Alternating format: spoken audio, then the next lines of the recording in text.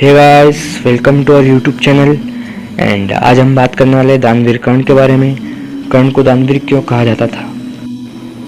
एक समय की बात है, 5 पांडव अपने दरबार में श्री कृष्ण के साथ उपस्थित रहते हैं और तभी एक ब्राह्मण देवता आते हैं और कहते हैं कि मेरी अंतिम इच्छा है, मुझे अपनी पत्नी के देहांत के लिए चंदन की सूखी लकड़ियाँ चाहिए।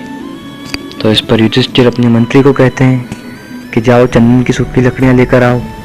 उनके मंत्री सभी जगह तलाश करते हैं लेकिन चंदन की सूखी लकड़ियाँ नहीं मिलती। वे खाली हाथ लौट आते हैं और कहते हैं कि महाराज, चंदन की सूखी लकड़ियाँ कहीं नहीं मिली। ब्राह्मण देवता निराश होकर वहाँ से जाते ही हैं कि श्री कृष्ण कहते हैं कि एक जगह है जहाँ तुम्हें चंदन की सूखी लकड़ियाँ मिल सकती है। तो वे उन्हें कर्ण के दरबार में भेजते हैं।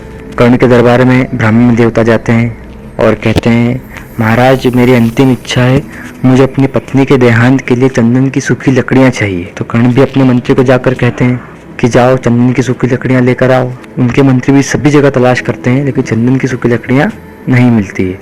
वे खाली हाथ लौट आते हैं। तो फिर कर्ण अपने मंत्री को आदेश देते हैं कि जाओ अपने दरबार में जो चंदन के खंभे हैं उन्हें तोड़कर ब्राह्मण देवता का प्रबंध करवा दो। तो इस पर श्री कृष्ण कहते हैं कि दान केवल वह नहीं जो समर्थ स्थिति में रहकर किया जाए। दान केवल वह नहीं जो समर्थ स्थिति में रहकर किया जाए, दान तो वह है जो असमर्थ स्थिति में रहकर भी किया जाए।